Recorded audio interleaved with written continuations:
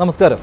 പാവപ്പെട്ടവരുടെയും ഇടത്തരക്കാരുടെയും താൽപര്യം സംരക്ഷിക്കുന്നതും സ്വാശ്രയ കൊള്ളക്കാർക്കും അധോലോക ശക്തികൾക്കും വിലങ്ങിടുന്നതുമാണ് ഇടത് സർക്കാരിന്റെ പോലീസ് സേന. കോടിയേരി ബാലകൃഷ്ണൻ ഇന്ന് പാർട്ടി പത്രത്തിൽ ജിഷ്ണു സമരം ബാക്കി പത്രം എന്ന തലക്കെട്ടിൽ എഴുതിയ ലേഖനം അവസാനിക്കുന്നത് ഈ വാചകത്തിലാണ്. ഏകോദര സഹോദരങ്ങളെപ്പോലെ യോജിച്ച UDFും BJPയും കമ്മ്യൂണിസ്റ്റ് വീര്യമുള്ള ഒരു ചെറുപ്പക്കാരന്റെ പേരുപയോഗിച്ച് ഇടത് സർക്കാരിനെ ദുർബലപ്പെടുത്താൻ നടത്തിയ ഗ്രാൻഡ് മാസ്റ്റർ ഡിസൈൻ. അതാണ് DGP ഓഫീസിന് മുന്നിൽ കണ്ടത്. പക്ഷേ സഖാവ് കോടിയേരി ഇതെല്ലാം വിസ്തരിച്ചിട്ടും എന്തുകൊണ്ട് CPIക്ക് പോലും ബോധ്യപ്പെടുന്നില്ല? മുതലാളിത്ത മനോഭാവമെന്ന് കാനവും കൂട്ടരും പുച്ഛിക്കുന്നു. പോലീസിന്റെ കിരാതവാഴ്ചയെന്ന് പറഞ്ഞ് സുധാകർ റെഡ്ഡി കരിവാരിത്തേക്കുന്നു. കോൺഗ്രസ് നേതൃത്വത്തിലുള്ള മുന്നണി കാവ്യ സംഘവുമായി സഹകരിച്ചെന്ന് കോടിയേരി വെണ്ടയ്ക്ക നിരത്തിയിട്ടും ബോധ്യമാകുന്നില്ല. ബൂർഷ്വാ മാധ്യമങ്ങൾ അസാമാന്യ രീതിയിൽ ചാഞ്ഞത് കാര്യകാരണ സഹിതം കുറിച്ചിട്ടും തിരിയുന്നില്ല. പോലീസിനെ പഴിപറഞ്ഞ് ഇടത് സർക്കാരിനെ പൗരാവകാശ ലംഘന സംവിധാനമെന്ന് വരുത്തി തീർത്തതും CPMന് മാത്രമുള്ള പരാതിയായി മാറിയിരിക്കുന്നു. ബംഗാളിലെ ഇടത് ഭരണം അവസാനിപ്പിച്ചത് കോൺഗ്രസ്, തൃണമൂൽ, BJP അവിശുദ്ധ കൂട്ടുകെട്ടെന്ന കോടിയേരിയുടെ കണ്ടെത്തലും CPIയുടെ ഇടതു നിലപാടിൽ തട്ടിത്തെറിക്കുകയാണ്. CPIക്ക് ഒന്നും ബോധ്യമാകാത്തതിന് കാരണം ഒന്നേ ഉള്ളൂ. മുഖ്യമന്ത്രിക്ക് വിവരം കിട്ടിയത് സ്വന്തം രഹസ്യ പോലീസിൽ നിന്നാണെങ്കിൽ കാനത്തിന് വിവരം കിട്ടിയത് ജനങ്ങളിൽ നിന്നാണ്. കോടിയേരി നാളെ മറുപടി നൽകാനിരിക്കുമ്പോൾ കാതിൽ മുഴങ്ങേണ്ടത് കാനത്തിന്റെ ഈ ഒറ്റ വാചകമാണ്: എനിക്ക് വിവരം തരുന്നത് ജനങ്ങളാണ്. ഇന്ന് പാർട്ടി പത്രത്തിൽ നൽകിയ നേർവഴി വിശദീകരണം CPIക്കുള്ള മറുപടിയുടെ റിഹേഴ്സൽ മാത്രമേ ആയിട്ടുള്ളൂ. ബാക്കി ഭാഗം നാളെ കണ്ണൂരിൽ ക്യാമറകൾക്ക് മുന്നിൽ കോടിയേരി നൽകും. എന്നാൽ പാർട്ടി പത്രത്തിലെ മഷി ഉണങ്ങുന്നതിന് മുൻപ് അടുത്ത ആടി CPI നൽകിയിരിക്കുകയാണ്. ഇന്നലെ കാനമായിരുന്നെങ്കിൽ ഇന്ന് സുധാകർ റെഡ്ഡി നേരിട്ട് പോലീസിന് വീഴ്ച പറ്റി, പോലീസ് കാട്ടുന്നത് കിരാത നടപടി, തെറ്റ് തിരുത്തുന്നത് പ്രതിപക്ഷ നിലപാടല്ല ഇടത് നിലപാടാണ്, വിമർശിക്കുന്നവരെ വ്യക്തിപരമായി ആക്ഷേപിക്കുന്നത് തെറ്റാണ്. കാനത്തിന് നാളെ മറുപടി നൽകാൻ ഒരുങ്ങുന്ന കോടിയേരിക്ക് ഇതിനും കൂടി ചേർത്ത് മറുപടി ഒരുക്കേണ്ടി വരും. അപ്പോഴും കാതിൽ മുഴങ്ങേണ്ടത് ഒന്നു മാത്രം: കാനം പറയുന്നത് ജനം പറയുന്നതാണ്. സർക്കാരിനെ ദുർബലപ്പെടുത്താനുള്ള കള്ള ആരോപണങ്ങളിൽ UDF BJP ബാന്ധവമെന്ന കോടിയേരിയുടെ വിമർശനവും തൊട്ടു പിന്നാലെ വന്ന CPI കേന്ദ്ര നേതൃത്വത്തിന്റെ വിമർശനവും സൂപ്പർ പ്രൈം ടൈം ചർച്ച ചെയ്യുമ്പോൾ ഉയർത്തുന്ന ചോദ്യങ്ങൾ ഇവയാണ്. കോടിയേരിയുടെ ലേഖനം CPIയെ നേർവഴി കാട്ടാൻ കൂടി ഉദ്ദേശിച്ചുള്ളതാണോ? മുന്നണിയിൽ നിന്ന് വിമർശനമുണ്ടായിട്ടും നിലപാടിൽ ഒരു മാറ്റവുമില്ലെന്നല്ലേ കോടിയേരിയുടെ വാക്കുകൾ സൂചിപ്പിക്കുന്നത്? CPI തള്ളിയ നിലപാടുകൾ ആവർത്തിക്കുന്നതിലൂടെ അപ്രസക്തമാവുകയാണോ കോടിയേരിയുടെ വിശദീകരണം? UDF BJP ഗൂഢാലോചനാവാദം CPIയെ പ്രതിരോധിക്കാനുള്ള നീക്കമോ? പ്രതിപക്ഷ നിലപാടല്ല ഇടത് നിലപാടെന്ന CPIയുടെ വാദം കോടിയേരി എങ്ങനെ പ്രതിരോധിക്കും? ദേശീയ നേതാക്കളുടെ ചർച്ചയിലൂടെ CPM CPI മഞ്ഞുരുകുമോ? ഈ ചർച്ചയിൽ CPI assistant secretary Sathyan Mokeri, Deshabhimani associate editor PM Manoj, Congress വക്താവ് രാജ്മോഹൻ ഉണ്ണിത്താൻ, BJP വക്താവ് JR പത്മകുമാർ, ഒപ്പം ആം ആദ്മി പാർട്ടി നേതാവും രാഷ്ട്രീയ നിരീക്ഷകനുമായ CR നീലകണ്ഠൻ എന്നിവർ ചേരുകയാണ്. കോടിയേരിയുടെ ലേഖനം CPIയെ നേർവഴി കാട്ടാൻ കൂടി ഉദ്ദേശിച്ചുള്ളതാണോ? ഈ വിഷയമാണ് സൂപ്പർ പ്രൈം ടൈം ചർച്ച ചെയ്യുന്നത്.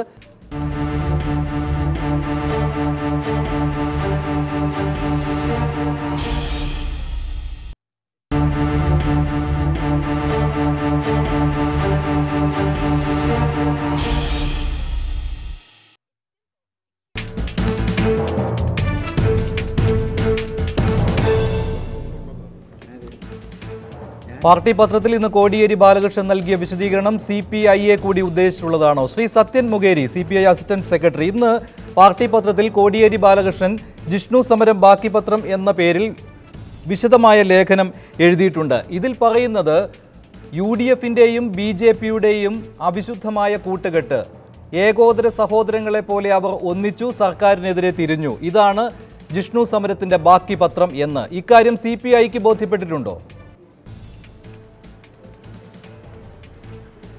എന്താണ് കോടിയേരി ഉദ്ദേശിച്ചതെന്ന് ഞങ്ങൾക്ക് മനസ്സിലാകുന്നില്ല.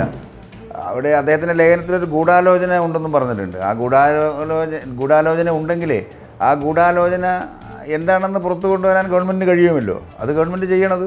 ആ ഗൂഢാലോചന പുറത്തു കൊണ്ടുവരണം. യഥാർത്ഥത്തിൽ മഹിജ നടത്തിയിട്ടുള്ള സമരം അവർ ചില പ്രശ്നങ്ങൾ ഉന്നയിച്ചിട്ടുണ്ട്.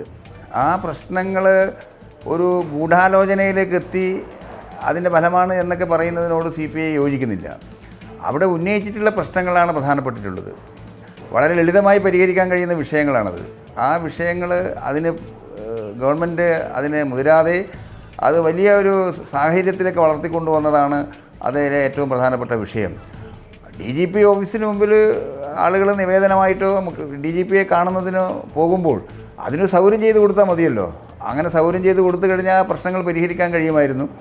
അങ്ങനെ ആ വിഷയം കൈകാര്യം ചെയ്യുന്നതിന് പകരം മറ്റൊരു തരത്തിൽ കൈകാര്യം ചെയ്തതാണ് ഈ വിഷയങ്ങളെല്ലാം ഉണ്ടായത്. അതുകൊണ്ട് ആ സംഭവങ്ങൾ ഒഴിവാക്കേണ്ടതായിരുന്നു എന്നാണ് CPIയുടെ അഭിപ്രായം. ഒരു കാരണവശാലും അവിടെ അത്തരം സാഹചര്യം ഉണ്ടാകാൻ പാടില്ല. സത്യൻ മുഖേരി, അതായത് ജിഷ്ണു സമരം ബാക്കി പത്രം, CPMന്റെ വിശദീകരണം ജിഷ്ണു സമരത്തിലെ ബാക്കി പത്രം, ഇത് CPI പൂർണ്ണമായും തള്ളുകയാണ്. ഈ ലേഖനം വിശദമായി താങ്കൾ വായിച്ചതാണല്ലോ. അവിടെ UDFും BJPയും തമ്മിലുള്ള കൂട്ടുകെട്ടിനെ തന്നെയാണ് പഴിക്കുന്നത്. അതുമാത്രമല്ല, ബംഗാളിൽ ഭരണം നഷ്ടപ്പെടാൻ ഇടയാക്കിയത് ചൂണ്ടിക്കാണിച്ചുകൊണ്ട് സർക്കാരിനെതിരെ വിമർശനം ഉന്നയിക്കുന്ന സാമൂഹ്യ പ്രവർത്തകരും രാഷ്ട്രീയ നിരീക്ഷകരും ഒക്കെയുണ്ട്.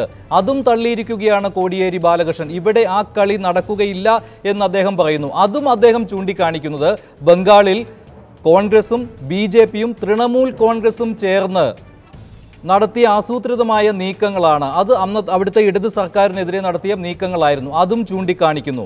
ഇതും CPIക്ക് ബോധ്യമാകുന്നില്ലേ? CPMന്റെ വിശദീകരണത്തിൽ DGP ഓഫീസിന് മുന്നിലാകട്ടെ ഒരു ഗൂഢാലോചനയാണ് ഉണ്ടായത് എന്ന കാര്യവും വിശദീകരിക്കുന്നുണ്ട്. സംഭവ വികാസങ്ങൾക്കിടയിൽ ജിഷ്ണുവിന്റെ കുടുംബാംഗങ്ങൾ അല്ലാത്ത നുഴഞ്ഞുകയറ്റക്കാരായ 6 പേർക്കെതിരെ പോലീസ് കേസെടുത്തു. വെള്ളം കലക്കി മീൻ പിടിക്കാൻ ശ്രമിച്ചവർക്കെതിരെയാണ് പോലീസ് കേസെടുത്തത്. ഇവിടെ ഗൂഢാലോചന പുറത്തു കൊണ്ടുവരും എന്ന് മാത്രമല്ല, UDF സർക്കാരിന്റെ കാലത്ത് 1 ലക്ഷത്തോളം LDF പ്രവർത്തകർക്കെതിരെയാണ് കള്ളക്കേസ് എടുത്തിട്ടുള്ളത്. ഇക്കാര്യം ബോധ്യപ്പെട്ടിട്ടില്ലേ CPIക്ക്? കോടിയേരി ബാലകൃഷ്ണൻ ഇന്ന് എന്തർത്ഥത്തിലാണ് ഈ എഴുതിയത് എന്ന് ബോധ്യമായിട്ടില്ലെന്ന് താങ്കൾ പറയുമ്പോൾ, LDF പ്രവർത്തകർക്കെതിരെ പോലും നടത്തിയിട്ടുള്ള ആക്രമണങ്ങളെക്കുറിച്ച് അദ്ദേഹം പറയുന്നതും ബോധ്യമായിട്ടില്ലേ CPIക്ക്? ഇതിനകത്ത് ബംഗാളിലെ LDFന്റെ തകർച്ചയ്ക്ക് എന്താണ് കാരണം? അതാണ് നമ്മൾ പരിശോധിച്ചിട്ടുള്ളത്. CPIയും പരിശോധിച്ചിട്ടുണ്ട്, CPIയും പരിശോധിച്ചിട്ടുണ്ട്.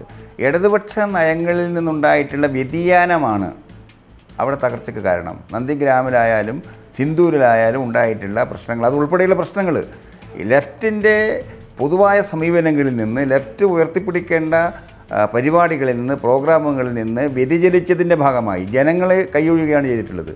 നന്ദിഗ്രാം ഉൾപ്പെടെയുള്ള മേഖലകളിൽ കമ്മ്യൂണിസ്റ്റ് പ്രസ്ഥാനത്തിന് വളരെ സ്ട്രോങ് ഹോൾഡായിരുന്നു. 50% വോട്ട് ബംഗാളിലുണ്ടായിരുന്നു. ഇന്നത്തെ തെരഞ്ഞെടുപ്പ്, ഇന്നലെ നടന്ന തെരഞ്ഞെടുപ്പിൽ 3ാം സ്ഥാനത്തേക്ക് വരാനിടയായി. കഴിഞ്ഞ തെരഞ്ഞെടുപ്പിൽ ഉണ്ടായിട്ടുള്ള തിരിച്ചടിക്ക് കാരണം എന്താണ്? ആ കാരണം CPIM വിലയിരുത്തിയിട്ടുണ്ട്. ഇടതുപക്ഷ നയങ്ങളിൽ നിന്നുണ്ടായ വ്യതിചലനത്തിൻ്റെ ഭാഗമായി കൃഷിക്കാരും ഗ്രാമീണ ദരിദ്ര ജനവിഭാഗങ്ങളും ഇടത്തരക്കാരും ബുദ്ധിജീവികളും ഇടതുപക്ഷത്തിൽ നകന്നുപോയി. ആ സിറ്റുവേഷനാണ് അവിടെ ഉണ്ടായത്. അത്തരമൊരു സാഹചര്യത്തിൽ നമ്മുടെ രാജ്യത്ത് ഇന്ന് ഇടതുപക്ഷ ജനാധിപത്യ പ്രസ്ഥാനങ്ങൾക്ക് ഏറെ പ്രതീക്ഷ നൽകുന്നത് കേരളത്തിലെ ലെഫ്റ്റ് ഗവൺമെൻറ്റാണ്, LDF ഗവൺമെൻറ്റാണ്. ആ LDF ഗവൺമെൻറ്റിന് മുന്നോട്ട് പോകാൻ കഴിയണമെങ്കിൽ ബംഗാളിൻ്റെ അനുഭവ പാഠങ്ങൾ ഉൾക്കൊള്ളേണ്ടതായിട്ടുണ്ട്. ആ അനുഭവ പാഠങ്ങൾ എന്ന് പറയുന്നത് കേരളത്തിൽ ഇടതുപക്ഷ സമീപനങ്ങൾ ഉയർത്തിപ്പിടിക്കണം. കോടിയേരി ബാലകൃഷ്ണൻ തന്റെ നേർവഴി ലേഖനത്തിൽ നിലപാട് കോളത്തിൽ അദ്ദേഹം ഇക്കാര്യം വിശദീകരിച്ചിട്ടുണ്ടല്ലോ. ഇത് CPIക്ക് ബോധ്യം വന്നിട്ടില്ലേ? അതുപോലെ തന്നെ 60ാം വാർഷികം ആദ്യ കമ്മ്യൂണിസ്റ്റ് മന്ത്രിസഭയുടെ ആഘോഷിക്കുന്ന അതേ ദിവസം തന്നെ 60ാം വാർഷികം ആദ്യ കമ്മ്യൂണിസ്റ്റ് മന്ത്രിസഭയുടെ ആഘോഷിക്കുന്ന അതേ ദിവസം തന്നെ എങ്ങനെ ഈ ഒരു സമരം തലസ്ഥാനത്തുണ്ടായി? ഇക്കാര്യവും CPI ആലോചിക്കുന്നുണ്ടോ? അതോ CPMനെ വിമർശിക്കാൻ മാത്രമേ ഉദ്ദേശിച്ചിട്ടുള്ളൂ? കോടിയേരിയുടെ ലേഖനങ്ങളിൽ ഈ പ്രധാനപ്പെട്ട മൗലികമായ കാര്യങ്ങളൊന്നും പറയുന്നില്ല. ഇടതുപക്ഷത്തിൻ്റെ നയങ്ങളിൽ നിന്ന് കേരളത്തിൽ LDF വ്യതിചലിച്ചിട്ടുണ്ട് ചില വിഷയങ്ങളിൽ. ഇപ്പം പ്രകാശ് കാരാട്ട് പ്രസ്താവന നടത്തി പറഞ്ഞു, CPI പ്രതിപക്ഷത്തിൻ്റെ സമീപനമാണ് സ്വീകരിക്കുന്നത്. അതിന് കാരണം പാർട്ടി സംസ്ഥാന എക്സിക്യൂട്ടീവ് കഴിഞ്ഞ 13ാം തീയതി ചർച്ച ചെയ്ത് പാർട്ടിയുടെ തീരുമാനം കാരണം പറഞ്ഞിട്ടുണ്ട്. ഏത് വിഷയത്തിലാണ് CPI ഇടതുപക്ഷ നയത്തിൽ നിന്ന് വ്യതിചലിച്ചിട്ടുള്ളത്? നേരെ മറിച്ച് ഗവൺമെൻറ്റും BJPയും കോൺഗ്രസും ഇടതുപക്ഷ നയത്തിൽ നിന്ന് വ്യതിചലിക്കുകയാണ് ചെയ്തിട്ടുള്ളത്. അതാണ് ചൂണ്ടിക്കാണിച്ചിട്ടുള്ളത്. അങ്ങനെ മാവോയിസ്റ്റിൻ്റെ വിഷയത്തിൽ, UPA-യുടെ വിഷയത്തിൽ, അതുപോലെ തന്നെ ആതിരപ്പള്ളിയുടെ വിഷയത്തിൽ, അതുപോലെ പ്രധാനപ്പെട്ട വിഷയങ്ങളിൽ നിന്ന് ഇടതുപക്ഷ ഗവൺമെൻറ് വ്യതിചലിച്ച് വലതുപക്ഷത്തിൻ്റെ സമീപനം സ്വീകരിച്ചപ്പോൾ BJPയും കോൺഗ്രസിൻ്റെയും നയങ്ങളാണ് സ്വീകരിച്ചിട്ടുള്ളത്. ആ സമീപനങ്ങൾ വളരെ വ്യക്തമായി അക്കമിട്ട് സഖാവ് കാനം ചൂണ്ടിക്കാണിച്ചിട്ടുള്ളത് ഇടതുപക്ഷ ഗവൺമെൻറ്റിൻ്റെ വ്യതിയാനങ്ങളെ തിരുത്തി ഇടതുപക്ഷത്തെ മുന്നോട്ട് കൊണ്ടുപോകുന്നതിനാണ്. ബംഗാൾ ഒരു കാരണവശാലും ഇവിടെ ആവർത്തിക്കാൻ പാടില്ല. അങ്ങനെയുള്ള തിരുത്തലിനുള്ള എന്തെങ്കിലും കാര്യങ്ങൾ ഇപ്പോൾ CPI പറഞ്ഞതുകൊണ്ട് ഇങ്ങനെ ഒരു തിരുത്തലിനുള്ള എന്തെങ്കിലും കാര്യങ്ങൾ ഈ ലേഖനത്തിൽ കാണുന്നില്ലല്ലോ താങ്കൾ? അത് മാത്രമല്ല, ഞാൻ ഈ ചോദിച്ച കാര്യം, ഈ DGP ഓഫീസിന് മുന്നിൽ സമരത്തിനെത്തിയത്, സംഘർഷമുണ്ടാക്കിയത് യാദൃച്ഛികമല്ല. കുടുംബാംഗങ്ങളെ കരുവാക്കി LDF സർക്കാരിനെ ഒറ്റപ്പെടുത്തുന്നതിനുള്ള രാഷ്ട്രീയ ഗൂഢാലോചന പല തലങ്ങളിൽ നടന്നിട്ടുണ്ട്. ഇതാണ് താങ്കൾ ആദ്യം പറഞ്ഞത്. എനിക്ക് മനസ്സിലായില്ല കോടിയേരി ബാലകൃഷ്ണൻ എന്താണ് ഈ പറയുന്നത് എന്ന്. അത് തീർച്ചയായിട്ടും ഗൂഢാലോചനകൾ ഉണ്ടെങ്കിൽ ആ ഗൂഢാലോചനകൾ അന്വേഷിച്ച് കണ്ടെത്താനുള്ള സംവിധാനം കേരള ഗവൺമെൻറ്റിനുണ്ട്. ആ ഗൂഢാലോചനകൾ പുറത്തു കൊണ്ടുവരണം. മഹിജയുടെ കുടുംബം അല്ലെങ്കിൽ ജിഷ്ണു പ്രണോയിയുടെ കുടുംബം ഒരു 10-16 ആൾ അവിടെ പ്രകടനമായി പോയത് ഒരു ഗൂഢാലോചനയാണ് അതിൻ്റെ പിന്നിലുള്ളത് എന്ന് പറഞ്ഞു കഴിഞ്ഞാൽ ആ കുടുംബം അങ്ങനെ ഗൂഢാലോചനയ്ക്ക് പോകുന്നവരല്ല. ആ കുടുംബം കമ്മ്യൂണിസ്റ്റ് കുടുംബമാണ്. CPIM-ൻ്റെ പ്രവർത്തകന്മാരടങ്ങിയ കുടുംബമാണ്. പ്രവർത്തകന്മാരുടെ കുടുംബമാണ്. അവരുടെ കമ്മിറ്റഡ് ആയിട്ടുള്ള ആളുകളാണ് അവർ. കുട്ടികളായാലും പ്രായമുള്ളവരായാലും അവരൊന്നും ഗൂഢാലോചനയിൽ പങ്കാളിയാകും എന്നുള്ള ഒരു അഭിപ്രായം CPIക്കില്ല. എന്നെ സംബന്ധിച്ചോളം ഞാൻ ഈ നാട്ടിലുള്ള ആളാണ്. എത്രയോ കാലമായിട്ട് ആ കുടുംബങ്ങളെയും അവരുടെ പ്രവർത്തകന്മാരെ അറിയുന്നതാണ്. ഗൂഢാലോചന അന്വേഷിക്കണമെന്ന് പറയുമ്പോൾ തന്നെ എന്താണ് ഗൂഢാലോചന എന്ന് കോടിയേരി ബാലകൃഷ്ണൻ പറഞ്ഞിരിക്കുന്ന ഈ കാര്യം അന്വേഷിക്കണമെന്ന് പറയുമ്പോൾ തന്നെയാണ് പോലീസ് ആസ്ഥാനത്ത് DGP യുക്തിപൂർവമായ നടപടി സ്വീകരിച്ചിരുന്നുവെങ്കിൽ ഇങ്ങനെ ഒരു സംഭവം ഉണ്ടാകുമായിരുന്നില്ല എന്നും CPI പറയുന്നത്. അതെ, അത് സ്വാഭാവികമാണല്ലോ. ഒരു കുടുംബത്തിനുണ്ടായിട്ടുള്ള പ്രയാസങ്ങൾ ധരിപ്പിക്കാൻ വേണ്ടി ഒരു 10-15-16 പേർ ഗൂഢാലോചനക്കാർ 100-1000 പേരോ ഇല്ലല്ലോ. ആകോ 16 പേരല്ലേ ഉള്ളൂ. 16 പേരുണ്ട്. അതിൻ്റെ കൂടെ എത്ര പേരുണ്ട് മറ്റുള്ളവർ? അതിന് പോലീസ് കൈകാര്യം ചെയ്ത രീതി തെറ്റായിരുന്നു. അതിലാരും സംശയമില്ല. അതിന് എന്ത് ന്യായീകരണം പറഞ്ഞാലും കാര്യമില്ല. അത് തെറ്റായിരുന്നു. ഗൂഢാലോചനക്കാരുണ്ടെങ്കിൽ അത് വേറെ പോലീസ് കൈകാര്യം ചെയ്യണം. അതിനെ കണ്ടെത്തണം. എന്താണ് ഗൂഢാലോചന എന്ന് പുറത്തു കൊണ്ടുവരണം.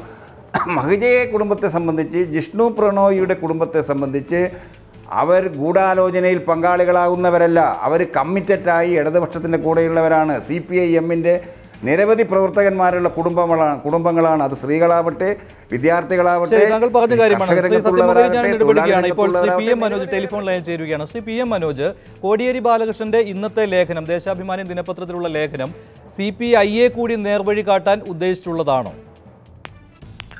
അല്ല, ഞാനിപ്പോ ശ്രീ സത്യം മൊകേരി ഇത്രയും നേരം പറയുന്നത് കേട്ടു. അദ്ദേഹം സാധാരണ കമ്മ്യൂണിസ്റ്റുകാർ പാലിക്കുന്ന ചില നിഷ്ഠകളും മര്യാദകളൊക്കെ ഉണ്ട്. അദ്ദേഹം ഈ ചർച്ചയ്ക്ക് വരുമ്പോൾ കോടിയേരി ബാലകൃഷ്ണൻ എഴുതിയ ആ ലേഖനം ഒരാവർത്തിയെങ്കിലും വായിച്ചിട്ട് വരണമായിരുന്നു. അദ്ദേഹം ഇപ്പൊ ആവർത്തിച്ച് പറയുന്നത് കേട്ടത് ജിഷ്ണു പ്രണോയിയുടെ കുടുംബം, അവിടുത്തെ CPM-കാർ അവരൊന്നും ഒരിക്കലും ഒരു ഗൂഢാലോചനയിൽ പങ്കാളികളല്ല എന്നാണ്. കോടിയേരി ബാലകൃഷ്ണൻ പറഞ്ഞിട്ടുള്ള അല്ല എന്ന് തന്നെയാണ്. അതിപ്പോ ഈ സത്യം മൊകേരി ആവർത്തിച്ചിട്ട് ഇവിടെ പറയേണ്ട കാര്യമില്ല. കാരണം ആ കുടുംബത്തിന് പുറമെ ചില ശക്തികൾ നുഴഞ്ഞു കയറിയിരുന്നു. അതിന്റെ പിന്നിൽ ഗൂഢാലോചന ഉണ്ട് എന്ന് കോടിയേരി ബാലകൃഷ്ണൻ പറയുമ്പോൾ, അല്ല, ആ പറഞ്ഞത് മുഴുവൻ കുടുംബത്തിന് നേരെയാണ്, കമ്മ്യൂണിസ്റ്റുകാർക്ക് നേരെയാണ്. എന്തായാലും CPM-ന്റെ പ്രവർത്തകർ ഗൂഢാലോചന നടത്തുന്നില്ല എന്ന ബോധ്യം സഖാവ് സത്യം മൊകേരിക്ക് ഉള്ളത് വളരെ സന്തോഷകരമാണ്. അതൊരു ഭാഗത്ത്. അതോടൊപ്പം തന്നെ ഈ കാര്യങ്ങൾ കമ്മ്യൂണിസ്റ്റുകാർ, ഞാൻ പറഞ്ഞല്ലോ, ചില നിഷ്ഠകളും മര്യാദകളൊക്കെ ഉണ്ട്. കമ്മ്യൂണിസ്റ്റ് പാർട്ടിക്ക് സംഘടനാ തത്വങ്ങളുണ്ട്. ആ സംഘടനയുടെ രീതി അനുസരിച്ച് പാർട്ടിക്കകത്ത് അതിശക്തമായ വിമർശനങ്ങൾ ഉന്നയിക്കും. മുന്നണിയാകുമ്പോൾ മുന്നണിക്കകത്ത് ഉന്നയിക്കും. ഗവൺമെന്റ് നേരെയാവാനാണ്, ഗവൺമെന്റ് ഇടതുപക്ഷത്ത് നിന്ന് വ്യതിചലിച്ച് വലത്തോട്ട് പോകുന്നു എന്നാണ് പരാതിയെങ്കിൽ മുന്നണി യോഗം എന്നൊരു സംവിധാനം ഉണ്ടല്ലോ, ഇടതുപക്ഷ ജനാധിപത്യ മുന്നണി എന്നൊരു സംവിധാനം ഉണ്ടല്ലോ. ആ മുന്നണി വിളിക്കുക. ആ മുന്നണി വിളിച്ചിട്ട് കാനം രാജേന്ദ്രനോ സത്യം മൊകേരിയോ ആർക്കാണ് എന്താണ് ആക്ഷേപം അവിടെ ഉന്നയിക്കുക ശക്തമായിട്ട്. എന്നിട്ട് അതിന് തിരുത്തുണ്ടാവുമോ എന്ന് നോക്കുക. അങ്ങനെ തിരുത്തില്ലെങ്കിൽ പിന്നെ ഇന്ന് സുധാകർ റെഡ്ഡിയാണല്ലോ ഡൽഹിയിൽ ഇടപെട്ടത്. കേന്ദ്ര നേതൃത്വത്തോട് പറയാ. ആ കേന്ദ്ര നേതൃത്വം ഇടപെടുന്നില്ലെങ്കിലാണല്ലോ ഒരാൾ ഇങ്ങനെ, നമ്മുടെ വീട്ടിൽ പലതരത്തിലുള്ള പ്രശ്നങ്ങൾ ഉണ്ടാവാറുണ്ട്. നമ്മൾ ആ പ്രശ്നങ്ങൾ മുഴുവൻ റോഡിലിറങ്ങി ആരെങ്കിലും വിളിച്ചു പറയാറുണ്ടോ? ഇവിടെ ഇപ്പൊ CPIയുടെ സംസ്ഥാന സെക്രട്ടറി ഇവിടെ നിരന്തരമായി കാണിച്ചുകൊണ്ടിരിക്കുന്നത് ആ രീതിയാണ്. അത് നമ്മുടെ നാട്ടിൻപുറത്ത് സ്വന്തം പല്ലിനിടയിൽ കുത്തിയിട്ട് മറ്റുള്ളവർക്ക് മണപ്പിച്ച് കൊടുക്കുക. ആ പരിപാടിയാണ് നടത്തുന്നത്. അത് നന്ദിഗ്രാമം ബംഗാളും ഒന്നും അതിൽ കൊണ്ടുവന്നിട്ട് കാര്യമില്ല. ഇടതുപക്ഷം വലതുപക്ഷം എന്നൊന്നും പറഞ്ഞിട്ട് കാര്യമില്ല. ശ്രീ പി എം മനോജ്, അതായത് ഇന്ന് ശ്രീ കോടിയേരി ബാലകൃഷ്ണൻ ചൂണ്ടിക്കാണിച്ച ഈ കുടുംബാംഗങ്ങളെ കരുവാക്കി LDF സർക്കാരിനെ ഒറ്റപ്പെടുത്തുന്നതിനുള്ള രാഷ്ട്രീയ ഗൂഢാലോചന പല തലങ്ങളിൽ നടന്നിട്ടുണ്ട്. ഇത് CPIക്ക് ബോധ്യപ്പെടുന്നില്ല എന്നാണോ? അതേസമയം തന്നെ അല്ല, രാഷ്ട്രീയ ഗൂഢാലോചന ഉണ്ടെങ്കിൽ അത് അന്വേഷിക്കണമെന്ന് CPI പറയുമ്പോൾ തന്നെയാണ് CPI നേതാക്കൾ ഈ DGP ഓഫീസിന് മുന്നിൽ DGP വിവേകപൂർണമായി പെരുമാറിയിരുന്നു എങ്കിൽ ഈ സംഭവമേ ഉണ്ടാകുമായിരുന്നില്ല എന്ന് പറയുന്നത്. അതായത് CPM ഉയർത്തുന്ന ഈ ഏകോദര സഹോദരങ്ങളെ പോലെ UDFും BJPയും ഒന്നിച്ച് സർക്കാരിനെതിരെ നീങ്ങുന്നു. ഈ വാദം CPI ഉയർത്തുന്നതേയില്ല. ഇല്ല, അത് മാത്രമല്ല, നമ്മളിപ്പോ ഇത്രയും നേരം കേട്ടല്ലോ, അതില് ഏതെങ്കിലും തരത്തിൽ ഒരു ഗൂഢാലോചന, ബാഹ്യ ഗൂഢാലോചന ഉള്ളതായിട്ടോ അല്ലെങ്കിൽ മറ്റേതെങ്കിലും തരത്തിൽ സർക്കാരിനെ അസ്ഥിരപ്പെടുത്താൻ, ഇടതുപക്ഷത്തെ അസ്ഥിരപ്പെടുത്താൻ മറ്റേതെങ്കിലും ശക്തികൾ ശ്രമിക്കുന്നതായിട്ടോ അദ്ദേഹത്തിന് ഏതെങ്കിലും വാക്കിന് വന്നോ? അതായത് ഇപ്പോ ഇടതുപക്ഷത്തിനെ അസ്ഥിരപ്പെടുത്താൻ ആരെങ്കിലും ശ്രമിക്കുന്നുണ്ടെങ്കിൽ അത് ഇടതുപക്ഷം തന്നെയാണ് എന്നും ഇടതുപക്ഷത്തെ നയിക്കുന്ന CPM ആണെന്നും CPM വലത്തോട്ട് പോകുന്നതുകൊണ്ടാണെന്നാണ് അദ്ദേഹം സ്ഥാപിക്കാൻ ശ്രമിക്കുന്നത്. അതായത് പുറത്തുനിന്ന് യാതൊരു ആക്രമണവും ഇല്ല. പുറത്ത് വളരെ ശാന്തമായിട്ട് CPMനെയും CPIയും അടങ്ങുന്ന ഇടതുപക്ഷ ജനാധിപത്യ മുന്നണി സുഗമമായി മുന്നോട്ട് പോകട്ടെ എന്ന് എതിരാളികൾ ആകെ പറയുന്നു. അതുകൊണ്ട് CPM നേരെയായാൽ മതി, ഞങ്ങൾ ഇതാ നോക്കി ഞങ്ങൾ എങ്ങോട്ട് CPM പോകണമെന്ന് ആജ്ഞാപിക്കും എന്ന മനോഭാവമാണ് ഇവിടെ കാണുന്നത്. യഥാർത്ഥത്തിൽ അതല്ല സംഭവിക്കുന്നത്. എന്താണ് സംഭവിക്കുന്നത് എന്ന് നല്ല കണ്ണു തുറന്ന് കാണാൻ ഇപ്പോ ഇത്തരം ശ്രീ പി എം മനോജ്, അതിന് ഒറ്റ കാരണമേ കാനം രാജേന്ദ്രൻ CPI സംസ്ഥാന